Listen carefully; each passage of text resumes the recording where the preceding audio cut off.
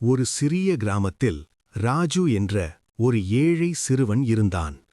அவனுக்கு யாரும் உதவ மாட்டார்கள். அம்மா நோயில் படுத்திருந்தாள். அப்பா இல்லை. ஒருநாள் ராஜு தெருவில் பசியோடு நடந்து கொண்டிருந்தான்.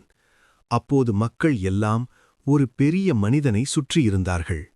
அவர் மெதுவாக சொன்னார், பசித்தவருக்கு உணவு கொடுப்பதுதான் உண்மையான பிரார்த்தனை. ராஜு அங்கே நின்று பார்த்தான். அந்த மனிதன் ராஜுவை கவனித்தார். அவர் அருகில் வந்து, மகனே, ஏன் இவ்வளவு சோகமாக இருக்கிறாய் என்று கேட்டார்.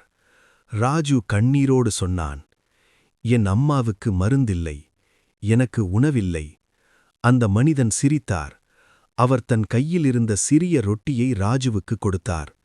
இதைக் கொள், அன்பு பகிர்ந்தால்தான் பெருகும். ராஜு அதிர்ந்து போனான். நீங்கள் யார் என்று கேட்டான். அவர் மெதுவாக சொன்னார், நான் இயேசு, அன்புதான் என் மொழி. அடுத்த நாள் ராஜு வீட்டிற்கு சென்றபோது அவனுடைய அம்மா சற்று நலமாக இருந்தாள். கிராம மக்கள் அனைவரும் ராஜுவுக்கு உதவ ஆரம்பித்தார்கள். ராஜு அப்போது புரிந்து கொண்டான், இயேசு வந்தது ஒரு மனிதனாக மட்டுமில்லை, அவர் வந்தது அன்பின் வடிவமாக. உலகத்தில் அன்பு இருக்கிறது என்றால் அங்கே இயேசுவும் இருக்கிறார். நன்றி, அன்பு. లైక్ సబ్స్క్రైబ్ చేయండి.